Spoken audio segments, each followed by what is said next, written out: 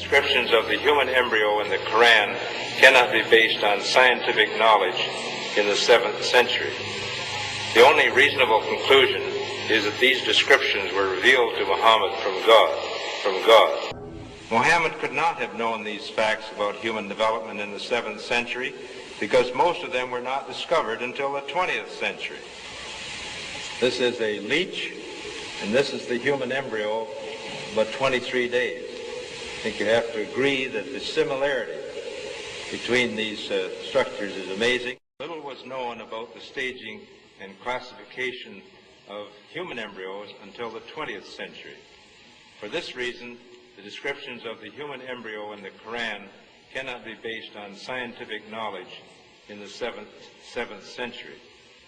The only reasonable conclusion is that these descriptions were revealed to Muhammad from God.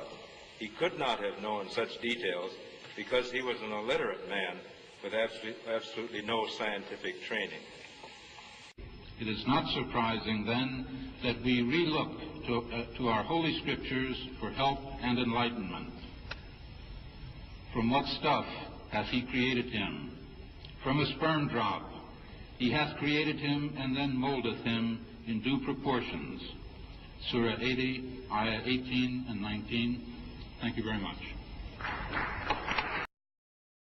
In the field of embryology, the Quran describes the various embryological stages of the human development in great detail in Surah Mu'minun, chapter number 23, verse number 12 to 14. It says that the human, we were nutfa, then we made it into an alaqa, a mudghah, a zaman, that human beings are created from a minute quantity of fluid.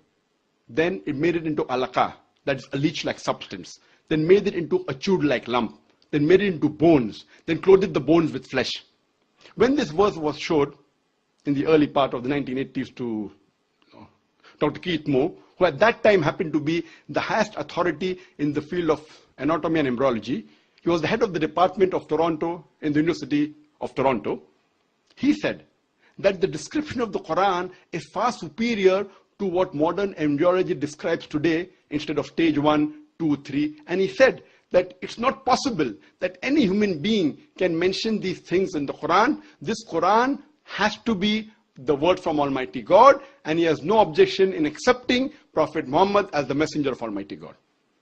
In the 23rd chapter, titled The Believers, from the 12th to the 14th verses, God is said to give a detailed description of how the human being is formed. It begins by saying, "We then placed him as a sperm drop in a place of settlement, firmly fixed. Then we made the drop into a alaqa." We will translate this word very soon. "And then we changed the alaqa into a lump. Then we made out of that lump into bones. And then we clothed the bones with flesh. Then we caused him to grow and come into being and attain the definitive human form." In the 21st century, we can now safely say that this verse is clearly describing the process of human development in correct chronological order.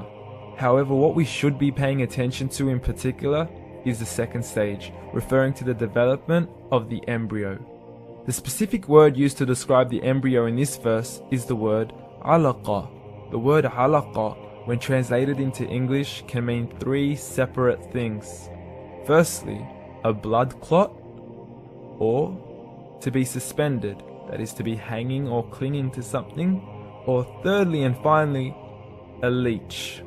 Now, all three definitions don't come anywhere near what we perceive to be the human embryo.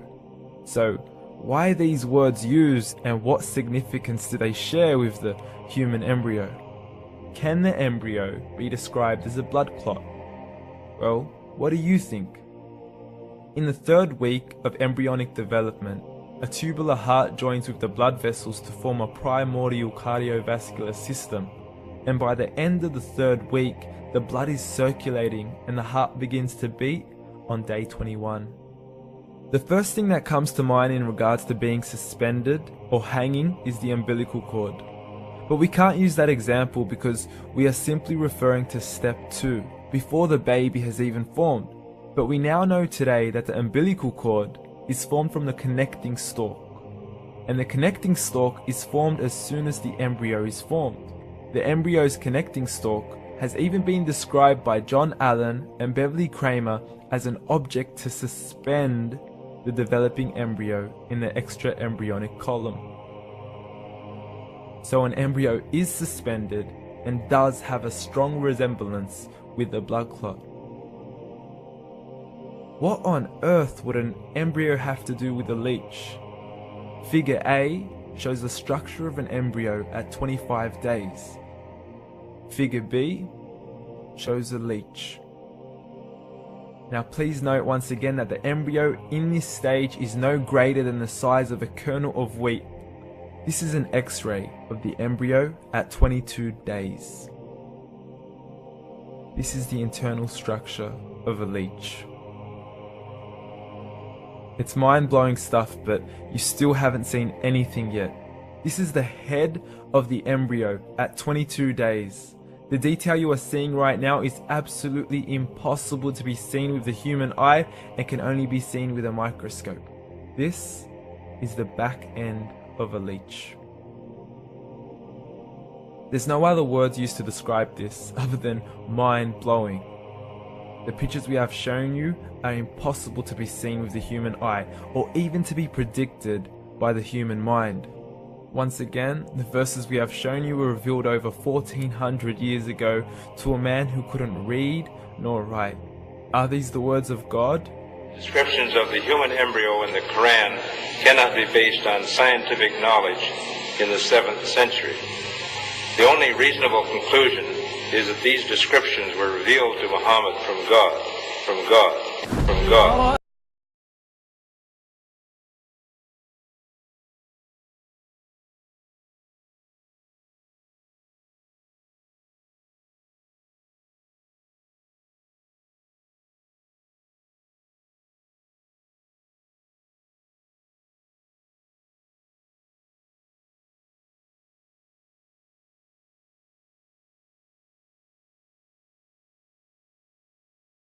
شيء شهيد